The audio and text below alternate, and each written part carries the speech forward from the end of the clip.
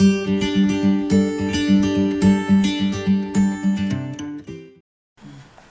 இன்னைக்கு நான் ஒரு புது தோசைக்கல் வாங்கியிருக்கேன். எப்போவுமே இரும்பு தோசைக்கல் தான் நான் யூஸ் பண்ணுவேன். இரும்பு யூஸ் பண்ணால் உடம்புக்கும் நல்லது. நமக்கு இரும்பு சத்தும் அதில் தோசை இதெல்லாம் பண்ணும்போது நமக்கு கிடைக்கும். இப்போ இந்த புது தோசைக்கல்லில் உடனே தோசை ஊற்றினா எடுக்கவும் வராது. ஒரு மாதிரி தோசைக்கல்லில் துரு வாடை, இரும்பு வாடை இருந்துகிட்டே இருக்கும். இந்த ஸ்மெல்லெல்லாம் போய் நம்ம தோசை நல்லா எடுக்கிறதுக்கு சில ப்ராசஸ் பண்ணணும். அது 3 ஸ்டெப்ஸ் இருக்குது. இன்றைக்கி ஃபஸ்ட்டு ஸ்டெப்பை நம்ம பண்ணிடலாம். தோசைக்கல்லில் கொஞ்சமாக ஒரு 1.5 டீஸ்பூன் எண்ணெய் விட்டுக்கோங்க. விட்டுட்டு அதில் 1 டீஸ்பூன் தூளுப்பு சேர்த்துக்கோங்க. சேர்த்துட்டு இதை தோசைக்கல் ஃபுல்லாக எல்லா இடத்துலையும் பரவுற மாதிரி தேய்ச்சிக்கோங்க. தோசைக்கல்லோட எல்லா பக்கமும் பரவிக்கணும். இந்த உப்பும் எண்ணெயையும் இப்படி பரப்பி நல்லா தேய்ச்சி விட்டுக்கோங்க. இது அப்படியே இந்த உப்பும் எண்ணெயும் இந்த இரும்பில் ஒரு 24 மணி நேரம் ஊறிட்டு இருக்கட்டும். அதுக்கப்புறம் நம்ம அடுத்த ஸ்டெப்புக்கு போகலாம். எண்ணெயும் உப்பும் போட்டு இந்த தோசைக்கல் ஃபுல்லாக தடவினோம். இப்போ 24 மணி நேரம் ஆச்சு. நம்ம ஏன் எண்ணெயும் உப்பும் போட்டோம்னா அந்த தோசைக்கல்லில் உள்ள அந்த துரு ஸ்மெல்லெல்லாம் அந்த உப்பு எண்ணெயும் சேர்ந்து எடுத்துரும். இப்போ நல்ல இந்த ஸ்க்ரப்பை வச்சு தேய்ச்சிட்டு இதை நம்ம வாஷ் பண்ணிட்டு வந்துடலாம். அதுக்கப்புறம் அடுத்த ஸ்டெப்பை பார்க்கலாம். தோசைக்கல்லை நல்லா கழுவிட்டோம். இப்போ அரிசி கழுவின தண்ணி, இது கழுநீர் சொல்லுவாங்க.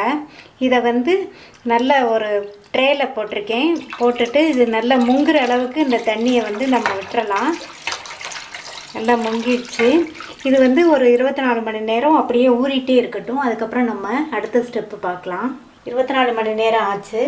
இந்த கழுநீரில் இந்த தோசைக்கல் இருந்தது. இங்கே பாருங்கள் எவ்வளவு அழுக்கு துருவெல்லாம் இருக்குது அப்படின்ட்டு. இப்போது இதை எடுத்துடலாம். எடுத்துட்டு நல்லா வாஷ் பண்ணிவிட்டு அடுத்த ஸ்டெப்புக்கு நம்ம போகலாம். தோசைக்கல்லை நல்லா வாஷ் பண்ணியாச்சு. ஸ்டவ்வில் போட்டு ஸ்டவ் ஆன் பண்ணியிருக்கேன். இப்போ எண்ணெய் கொஞ்சமாக ஊற்றிக்கலாம். ஊற்றிட்டு வெங்காயம் கட் பண்ணி வச்சுருக்கேன். இந்த வெங்காயத்தை இதில் சேர்த்துக்கலாம். சேர்த்துட்டு நல்லா எல்லா பக்கமுமே இந்த எண்ணெயும் வெங்காயமும் பரவுற மாதிரி வச்சு இதை வதக்கிட்டே இருக்கலாம். நம்ம ஏன் வெங்காயம் போட்டு வதக்குறோம் அப்படின்னா இருக்கிற இன்னும் கொஞ்சம் துரு இதெல்லாம் இருந்தாலும் இந்த வெங்காயம் வதங்கும் போது வந்துடும். இந்த வெங்காயத்தில் சேர்ந்துடும் அது. இந்த வெங்காயத்தை நம்ம யூஸ் பண்ணக்கூடாது. நல்லா வதக்கிட்டு இதை நம்ம வெளியில் போட்டுறணும். நம்ம இதில் வதக்கின வெங்காயத்தை தூக்கி போட்டோம். இப்போ தோசைக்கல்லில் கொஞ்சமாக எண்ணெய் விட்டுட்டு ஒரு பெரிய வெங்காயத்தை நல்லா ரவுண்ட் ஷேப்பில் கட் பண்ணி வச்சுக்கணும். அதை வச்சு இதை இந்த தோசைக்கல்லில் நல்லா ஃபுல்லாக எல்லா இடத்துலையும் பரவுற மாதிரி தேய்ச்சிட்டு இப்போ நம்ம தோசை ஊற்றலாம்.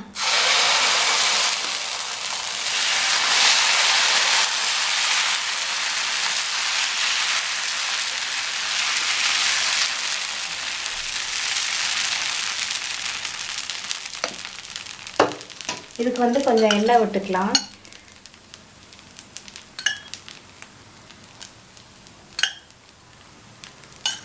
இனி ஒரு சைடு வேகட்டும். அதுக்கப்புறம் நம்ம பரட்டி போடலாம். தோசை ஒரு சைடு வெந்திருக்கு. இதை நம்ம பரட்டி போட்டுக்கலாம். நல்லாவே இந்த சைடு வெந்துடுச்சு. அடியில் எதுவும் பிடிக்கலை. இப்போ இந்த சைடும் வெந்ததுக்கப்புறம் நம்ம தோசையை எடுத்துடலாம். எடுத்துட்டு அந்த தோசையை நம்ம சாப்பிட வேண்டாம். தோசை இந்த சைடும் வெந்துடுச்சு. நம்ம இதை எடுத்துக்கலாம். தோசை சட்டியில் நல்லா ஒட்டாமே வந்துடுச்சு. தோசை சட்டி பழகிடுச்சு நல்லா. ஏற்கனவே இப்போ எடுத்த தோசையை நம்ம யூஸ் பண்ண வேண்டாம்.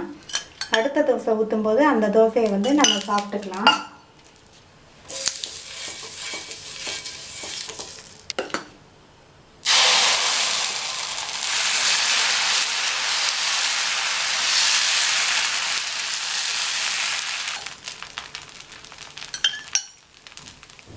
இப்போ செகண்ட் டைம் போட்ட தோசையும் ஒரு சைடு வெந்துடுச்சு. இந்த சைடு வந்து பரட்டி போட்டாச்சு. நீங்கள் வந்து ஃபஸ்ட் டைம் வந்து தோசை ஊற்றும்போது கல் வந்து ரொம்ப சூடாயிடாமல் பார்த்துக்கோங்க. ஓவராக ஹீட் ஆகிடுச்சு அப்படின்னா தோசை வந்து ஒட்டிட்டு வராது. இப்போது செகண்ட் டைம் போட்டு விட்ட தோசையும் நல்லா வந்துடுச்சு. இதை வந்து நம்ம சாப்பிட்டுக்கலாம். எப்போவுமே தோசை ஊற்றி முடித்ததுக்கப்புறம் கொஞ்சமாக எண்ணெய் விட்டுட்டு ஒரு காட்டன் துணியை வச்சு நம்ம வந்து நல்லா ஃபுல்லாக எல்லா இடத்துலையும் எண்ணெய் படுற மாதிரி தடவிட்டு தண்ணி படாத இடத்துல வைக்கணும். தண்ணி படுற இடத்துல வச்சோம்னா தோசைக்கல் வந்து துருப்பிடிச்சிரும். இப்போ தோசைக்கல் வந்து ரெகுலராக தோசை ஊற்றுறதுக்கு ரெடி ஆயிடுச்சு.